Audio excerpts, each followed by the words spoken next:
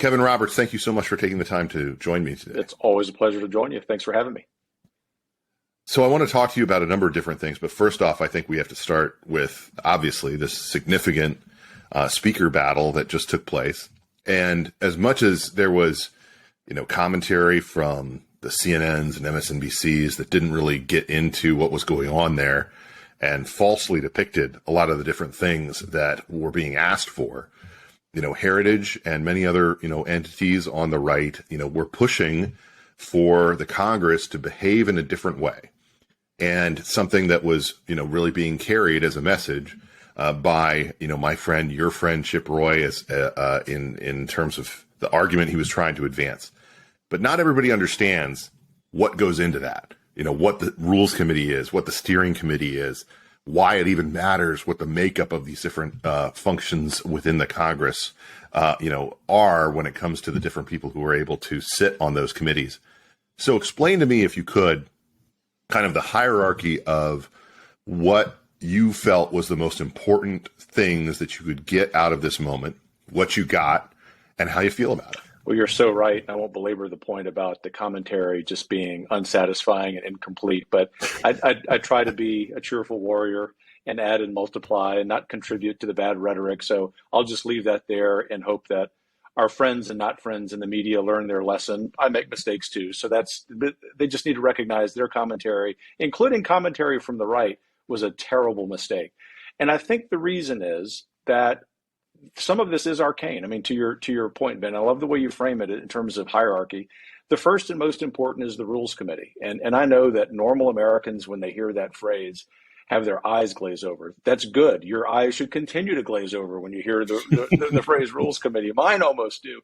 But the point is, it's crucial for running the House, whether the Democrats are in control or the Republicans are. I have used the metaphor last week of it being like your weekly family meeting. Our kids are a little bit older than yours, but when yours get a little bit older, you'll have a family meeting, and you'll probably find that Sunday night is the best time to do that. It's what we do every week without fail.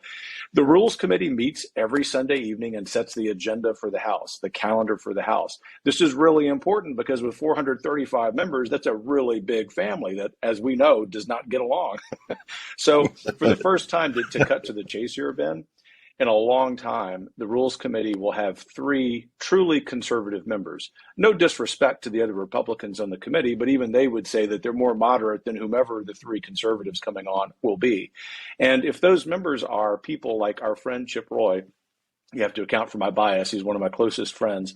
I know that he's very thoughtful in addition to being a conservative. And in addition to being a very fair guy, what's going to happen is that the legislation that comes up is going to be more reflective of the conservative movement outside Washington, D.C. That, along with a couple of other things, are really important. The couple of other things are having a church committee headed by Thomas Massey. It's really important, and I love this because this would include our more libertarian friends who are concerned about just the usage of government to erode our civil liberties. Representative Massey is going to get to the heart of that, and it needs to be something that's nonpartisan. This is something that shouldn't be a Democrat or Republican witch hunt. It really should be about self-governance, and he's going to do it. And then the third thing, it's sort of, and I shouldn't do this, glossing over the importance of Jim Jordan being an oversight or perhaps being involved in that committee against the weaponization of government, is spending. And I can tell you, for people like Congressman Roy and so many of the conservatives, that's really it. And it was the omnibus bill during the lame duck session that was the straw that broke the camel's back. That's when these guys and gals decided this is going to be the hill that they charge. I am proud of Heritage and all of my colleagues there for charging that hill with them. They were in the lead as they needed to be as members, but we were very happy to be providing them the figurative intellectual ammunition, meaning we can get much better policies with these changes. So this is the thing that I think is the real critical test. Do you believe that these rules changes, that all of these different agreements that have been cut, which we still don't really have the full roster of them publicly known, but we've all, I'm sure you and I have heard a lot of different things. Do you believe that this will lead to chaos? Because that's the assumption on the part of most of these same media critics. It seems to be the assumption on the part of the Democrats. And from my perspective, it's actually very much in the interest of the people who made these changes happen, for it not to lead to a form of chaos that is viewed as damaging Republican hopes for the next election, or leading to some kind of, upside down, insane situation where they are doing damage to the ability of the GOP conference to hold together. Well, I certainly understand that concern, and you know me to be candid. Yeah, there's a chance that there will be other instances like what we saw last week just to elect the speaker. So I'm not being flippant or dismissive toward the concern when I say it's worth it. And the reason it's worth it is that I would say, as a self-governing guy myself, that the House has been in chaos for years. It's been over a decade since it passed a budget. It's been years, really, since there's been a real debate on the House floor. Even if we were to have those... Can I just interject for a second? You're saying something really important there, because I think what you're saying is completely true, but the way the media frames it is business as usual, because they have this whole assumption that the top-down approach of, here's a massive 4,000-page bill on your desk that you need to vote on within the next 12 hours. They're totally fine with that, and they depict that as normalcy and not chaos, when in reality it is chaos. Yeah, hence the little bit of charity I was trying to extend to our friends in the media about the fact that they may just not be aware of that. They may not be able to remember those times when it was good, and it is good for free people to have those debates. Even if your side comes on the losing end, there's something transparent about this. Just to give an example, regardless of what you or your audience might think about Ukraine military aid, obviously there's room for good people to disagree on that. One of our problems at Heritage was the process. The fact that there's this huge monstrosity of a bill with the people's money being spent, and we're not even having a conversation about strategy. Had that happened, as an example, Ben, Heritage may have come out on the other side. So it's really important, these processes and procedures. And I think maybe in time, over the next few weeks, especially if some bills get advanced and once we see committee chairmen in place, that some of the media commentary or some of our media commentators will realize, oh, this isn't chaos. Democracy can be a little messy, and it needs to be messy within the guardrails of proper order, which is what we reestablished.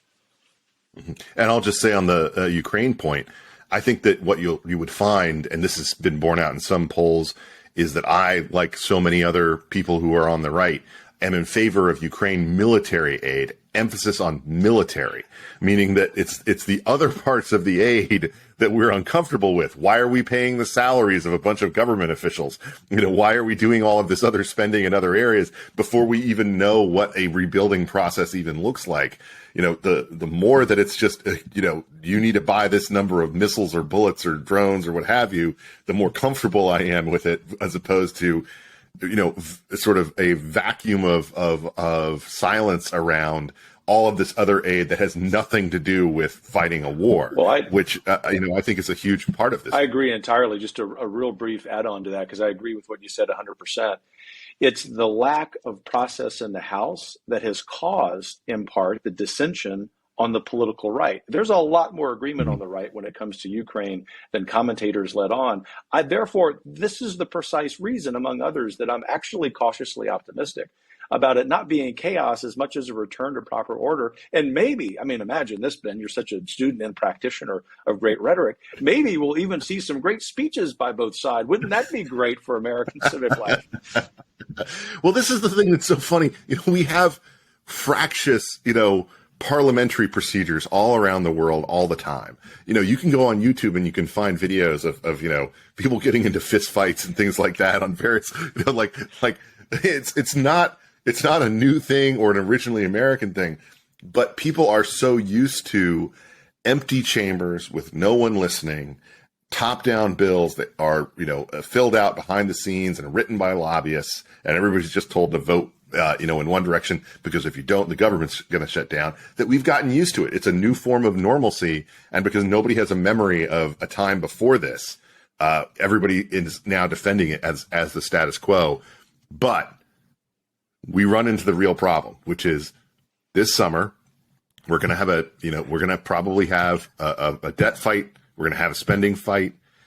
And that's probably the first moment that a lot of people staffers on Capitol Hill have expressed to me that, they put the over-under line for Kevin's speakership at 8 months for a reason, and I'm curious from your perspective, do you think that if that fight happens that way, doesn't that reflect badly on the people who kind of cut this deal? If that turns into a chaotic moment where there's a motion to vacate, where you have a new speaker fight over something like that, if you want these rules changes to be permanent, shouldn't that be a situation where you want to be able to navigate your way through it without having to get to that point? The short answer is yes. And so that comes with the condition that if Speaker McCarthy, and I'm very happy to give him the benefit of the doubt, he and I both know I'm more conservative. Heritage is more conservative than he is, but I respect him. So let's give him the benefit of the doubt.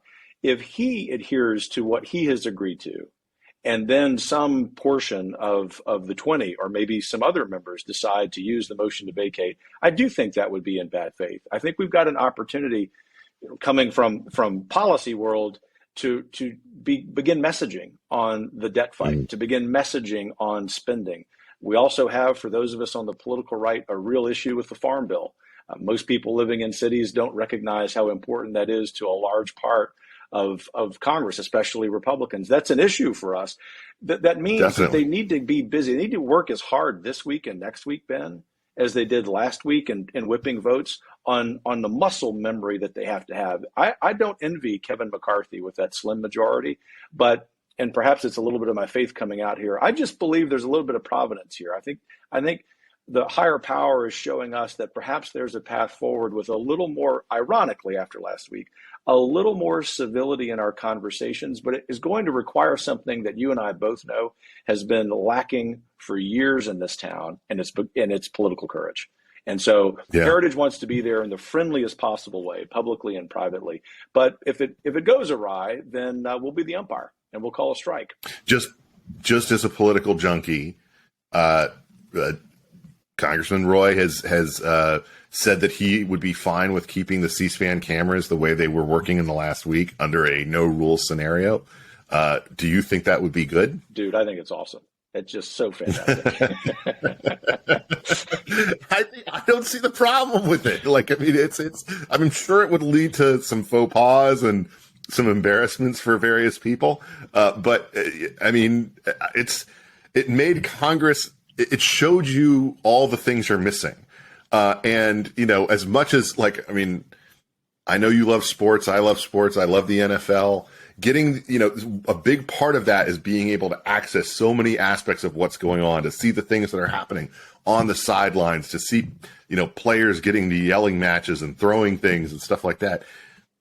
It's good. It's healthy. It actually gives you a good perspective on what's really going on. It is good, because I think one of the many reasons that normal Americans have a distaste for politics is that they know so much of it is a sham. And so, the button down, dark suit, white shirt, red tie, here I am, pretty much fulfilling that description.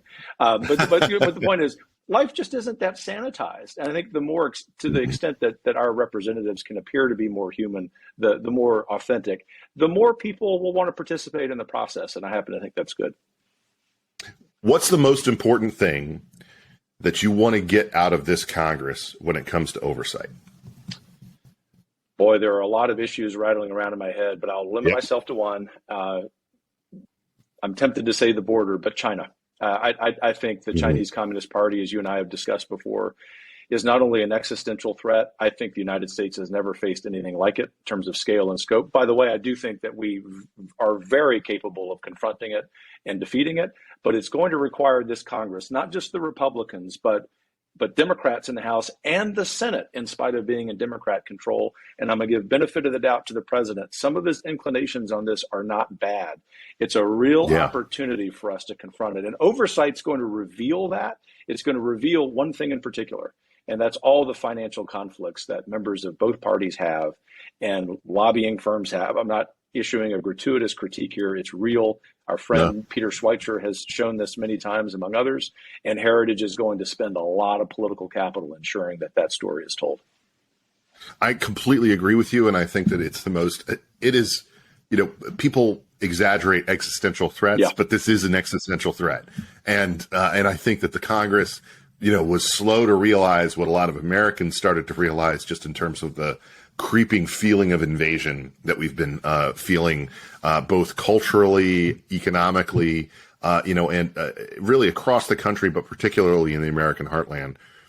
One other, I know that you have a lot of other oversight things rattling around in your head. One aspect that I think will be particularly interesting is the reaction to the church-style committee that you mentioned. And already the New York Times is out with a report that's sort of, casting doubt on the whole thing and saying it's going to be a partisan charade. It's going to be Benghazi all over again or something like that. I still think the Benghazi committee was actually something that was important. I agree. But, that's me. So, but when they are going after this so early, to me, it reflects a feeling, a real feeling among the FBI and the DOJ that there might be something that could be very potentially bad for them in this. What do you think that committee should focus on? And how should it go about trying to elevate this conversation, given that, part of the risk here is that you end up sounding like or looking like, Charlie from Always Sunny in Philadelphia with the meme, and the board, connecting the strings and all that kind of thing. And there's, because there's so many different players, they're not familiar people, they're not publicly known. And yet, as Chip raised this weekend, he raises the issue of the fact that, look, we had people at school boards being, framed as domestic terrorists. That's a problem. We need to deal with that. How do they go about sending and communicating that message to the American people in a way that is coherent and that the average person can understand, as opposed to someone who's just heavily online, has their own equivalent of that Pepe Sylvia board and can know all the different players? Yeah, I intuit from how you framed it that you and I have the same concerns, which is that if it's oversight about our investigations into the weaponization of government all the time, there's a real concern. So 2 or 3 quick but important points, Ben. The first is it has to be tied to a larger aspirational vision for the future. And so it can't just be about that, although, trust me, we know from research that we have from folks who know, and they will become better known in the coming months, shall I say, that it's real and it affects every American, but it's got to be tied to why we want to do this. And the answer to that is every individual's freedom, a liberal's freedom, a conservative's freedom and independence. The second is, and no disrespect to the former president, whom I admire and am very grateful to for his presidency, but the less it can be tied explicitly to Donald Trump, the better. And by that, I don't mean that I think everything that he's gone through has been justified. It hasn't. You just have to explain that the reason we're concerned about what happened at Mar-a-Lago, as an example, just one example, is because that kind of thing is happening to Americans, especially pro-life leader friends, who've gone through this, who literally live under the fear of their homes being raided. And so you have to explain that it's not partisan, it's bigger than one particular candidate. While I think the Biden family has some things to answer for, it also, just from a strategic standpoint, can't only be about Joe Biden and Hunter Biden. And then the third thing is it has to have the right messengers. And I think Jim Jordan is eminently capable of that. For that matter, I think Speaker McCarthy is. But we need to get some people members of Congress who've not been in the media limelight, maybe some new members, fresh faces, maybe diverse, however you want to define that word, because that will underscore the point that this is about every American. I think if those 3 things happen, then Heritage is going to be very confident that what comes out of that is important for restoring self-governance. You talk about targeting normal citizens. Obviously, we've learned things in terms of the experience that people went through at Twitter over the past couple of weeks that, for me, and I'm sure for you, are very disturbing. There's a great piece in the Wall Street Journal, which I've blasted out to everybody and hope everybody reads, from Dr. Carity and from his legal representative at the NCLA, that goes through what happened in terms of the White House and their staffers deliberately trying to get Twitter to de-emphasize and take down various accounts, to get Facebook to de-emphasize and prevent the sharing of various material, including material from the Fox network and others. And from my perspective, I find this to be absolutely obscene. I can't imagine the explanation for this that doesn't involve a violation of First Amendment rights. You can't have the White House coming in and saying, ban this person. I don't like what they're saying. Even if they were sharing information that was medically false or something like that. We still have a First Amendment in this country. And of course, most of the information that was involved wasn't even something that was about vaccination or any of the other, touchy subjects. It was more about lockdowns and about government policies where they were pushing back against what the Biden White House wanted to have happen. I think, though, that there are a lot of American citizens who feel like, what can I do about this? And I see this, this is tweeted at me virtually every time that I share some form of information about this kind of thing. They say, what can we do? They're just going to keep doing it. How can we change that? How can we have an approach that says these tech companies, where we have so much of our public conversation now, can't be companies that are beholden to White House staffers who say, I don't like Paul Sperry's account, you got to get rid of it? Well, it's an abomination. And like you, I tried to look at all of the evidence from through the lens of the other side. And this is what we do as in your case, media folks, policy people in my case. And there's just no reading of that evidence that suggests that it's innocent. And so to the heart of your question, the House, and this is going to be hard with a slim majority because not all Republicans there agree, the House and the conservative movement writ large have to come to grips with a reality. And I'm speaking as a non-lawyer, which probably means this is a pretty good statement. And that is social media companies are in essence in the 21st century public utilities. And as a conservative, not a libertarian, I think it's perfectly fine that, and in fact, good, since that Robert George and Ryan Anderson would use that term, good for government to step in, not only to correct the wrong of free speech, but I know this won't surprise you either, but a related issue is what TikTok and Instagram in particular are doing for young people, especially to young women. That's a big concern of mine. I think it's time for this country to realize we don't want to run them out of business. There's just a certain expectation of fairness when it comes to free speech and the common good that they have been violating. And I would argue not only Twitter, but Google in particular, if you think about the control that they have over our lives, one need not be a statist nor a conspiracy theorist to realize the time for action has come. And I actually think, kind of coming full circle in our conversation here, Ben, that Kevin McCarthy might solidify his tenure as Speaker if the action that the House takes on that is substantive and well messaged. He's actually really good at messaging on that point. Time will tell about whether the substance meets it.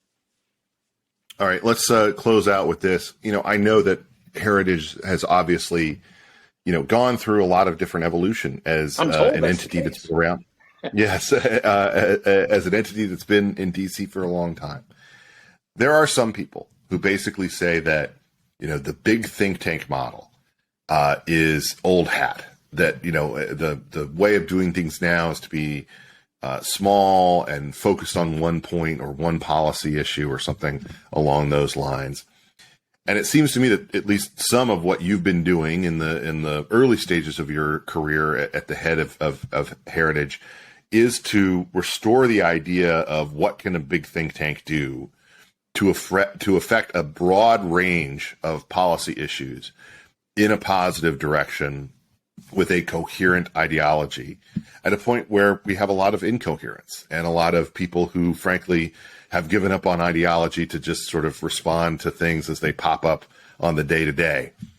So what is your belief about what the big think tank model can do for a new majority in the House with a lot of new people, who have not served before and who are coming to this fresh? What can you do to inform their opinions on a broad range of issues and really affect the direction of policy in Washington? Well, I love that question because 13 months into my tenure as president of Heritage, that's precisely what I've been working on. Not just the adaptations we need to make internally, but how are doing so because we have been around for so long. We are so large, and I don't mean this in an arrogant way. We are influential still. Affects the model of other think tanks. And I think first, you don't need to say you are influential still. You are Ford, okay? You're Coca-Cola, all right? You are the big kid on the block. We try to be our brother's keeper internally about being humble, but, genuinely. But thank you for that. So we don't take that for granted. And so it actually leads to the first point, and that is any big think tank, whether in DC or a state capital, needs to stop being condescending toward the everyday American. That's been my biggest surprise my first year in DC. And I'm not going to name names because it's not my deal. And I think most everyone's doing a good job, but it's a real problem. The second is, as it relates to this new majority, we can be coaches. In fact, in the last several days, I kind of have been a coach for some of the newer members and some of the even more established members of Congress about where the movement is going. And some of them, will respond to me in a little bit of frustration that surely, Kevin, that can't be the case. And the value of heritage in particular is to be able to show them, yes, this is what conservatives would have argued in the past, but on this issue, say big tech, or for that matter, Ukraine military aid, I'm just letting you know, given the huge base of support that we have by everyday Americans, this is what's on the minds of everyday Americans. And so it leads me to this final point to your question. It is, at Heritage, we try to develop a hybrid model of using the expertise of our scholars, who really are smart and well-intentioned, with what we're hearing from the grassroots. And when we get those matched up, where we're talking about policy that reflects the desires of the everyday American, I think that's a great service to Congress. And that's why I think in a lot of ways, that's the challenge that Kevin McCarthy has, right? He's got to figure out how to do that, because I can tell you from spending so much time with everyday Americans, as little time in DC as I can, that they're very concerned about the inability of Washington to confront the problems they face every day. Mm-hmm. Kevin Roberts, thank you so much for taking the time to join me today. It's a pleasure. Thanks for having me.